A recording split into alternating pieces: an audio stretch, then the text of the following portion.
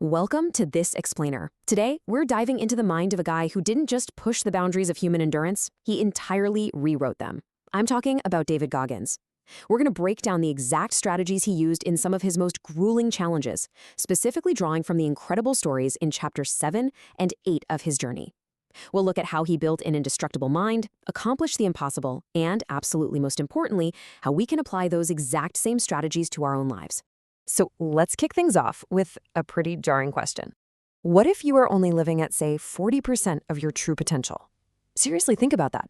What if the ceiling you've placed on your own abilities is entirely an illusion, created by a mind that has just, well, become addicted to comfort? It's a heavy thought, right? We so often think our limits are purely physical, but the reality we're exploring today argues that our limits are actually self-imposed mental barriers. To really understand how to break this illusion, we have to first look at a very specific number, 135. That is the distance in miles of the Badwater Ultramarathon. Now, this isn't your average weekend marathon. We're talking about a grueling, continuous foot race that tests the absolute outer limits of what a human being can survive. It is widely considered one of the toughest races on the planet. And if running 135 miles doesn't sound crazy enough, let's talk about the venue. The environment where this race happens is completely unforgiving. It takes place in Death Valley in mid-July. Competitors literally start below sea level and run all the way up to the trailheads of Mount Whitney. The temperatures out there, they soar up to a lethal 130 degrees Fahrenheit. The heat radiating off the asphalt is so intense, it can literally melt the rubber right off the bottom of your running shoes. Goggins put himself right in the middle of that furnace, pushing his body through unimaginable physical breakdown. In the qualifiers leading up to this, and during the event itself, he faced sheer isolation, taped up stress fractures. He was urinating blood and dealt with total kidney failure. This is a man systematically stripping away every single ounce of comfort just to see what is underneath. Right in the middle of all this physical devastation, when his body was practically disintegrating, his internal monologue was screaming one desperate question: why are you running? His brain was just begging him to stop the torture, to retreat to safety, and to just sit down. And honestly, it's a question we all ask ourselves when things get incredibly difficult. This brings us to an absolutely crucial concept, the 40% rule. See, your brain acts like a governor on an engine. When your mind tells you that you are completely exhausted, that you have absolutely nothing left to give, you've actually only tapped into about 40% of your true capability. The wild reality of your body is that there is a massive 60% reserve still sitting there waiting to be unlocked. But accessing that remaining 60%, yeah, that isn't easy. It requires what Goggins calls the armored mind. Think about it like this. Just like your hands develop calluses from lifting heavy weights, your brain develops mental calluses by intentionally seeking out suffering and continuously facing extreme difficulties.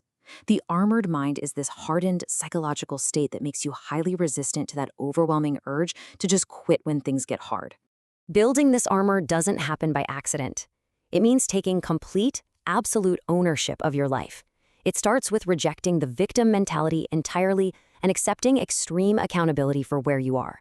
You have to willingly step into discomfort and pain, pushing past the point where it hurts, to systematically remove that mental governor we talked about. It's all about daily, relentless conditioning. So we have talked about endurance, but what happens when you pivot? When the goal isn't just finishing an ultramarathon, but achieving absolute physical perfection? The number required to break the Guinness World Record for pull-ups was staggering, 4,030. Now, this monumental physical feat required 17 continuous hours on the pull-up bar. This was a complete shift in his training approach. He went from endurance running across the hottest desert on Earth to localized, brutal muscle destruction.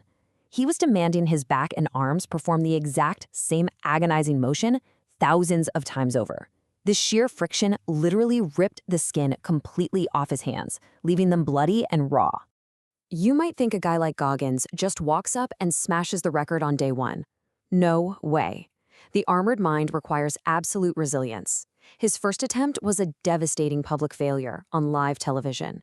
His second attempt ended in a severe medical emergency, a terrifying condition called rhabdomyolysis, where dying muscle tissue literally breaks down and leaks directly into your bloodstream. It was only on his third, grueling attempt that he finally achieved ultimate victory. Let's just pause on that first attempt for a second. Imagine the profound psychological weight of knowing, in real time, that you are going to fail in front of the whole world. Knowing your muscles are giving out, knowing your physical foundation is fractured, and realizing millions of people are watching you fail live on national television. It was a moment where his ego was entirely exposed and completely crushed. But instead of letting that massive public failure break him, he implemented what the military calls an after-action report, or an AAR. He brutally and honestly analyzed his mistakes. He identified exactly what went right, faced the hard truth about what went wrong with his training, equipment, and his pacing, adjusted his protocols, and then he re-engaged with a hardened, completely ego-free mindset. His successful third attempt perfectly embodied his ultimate philosophy: becoming uncommon amongst uncommon.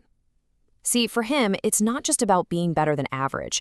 It's about striving to be a standout performer, even among the most elite groups in the world. It's about outworking the very people who outwork everyone else, becoming, quite literally, a wolf among wolves. So, what's the big takeaway from all of this? It's the harsh reality that most of us live our entire lives comfortably tucked away inside that 40% capacity. We stay right in our comfort zones, letting the fear of pain or the fear of failure keep us from growing. We leave massive reserves of true potential completely untapped, never realizing the immense capability that lies dormant just on the other side of a little suffering. The good news is you can start applying this to your own life right now. First, identify the exact moment your mind urges you to quit, that little flash of fatigue or frustration. Second, instead of stopping, deliberately push yourself just 5 to 10% further. If you normally run 10 miles, run 11. If you do 100 push-ups, do 105. And finally, repeat this daily to build those lasting mental calluses we talked about. So the only question left for you is this: when the struggle inevitably hits, whether it's today, tomorrow, or next week, and your mind is practically begging for the safety of comfort, how will you choose to push past your own limits and discover